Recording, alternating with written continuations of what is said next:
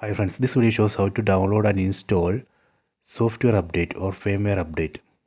First go to settings, select the settings icon from top right corner, go to device preferences, select about, then under about here we can see right now I am using Android TV OS version 10.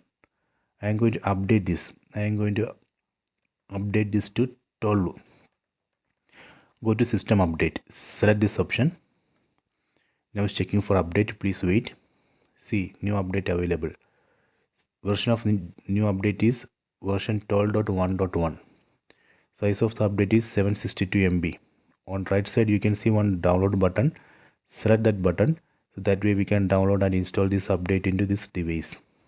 If you are not able to see this update in your TV, that means company is not yet released this update for your device. Hence you have to wait.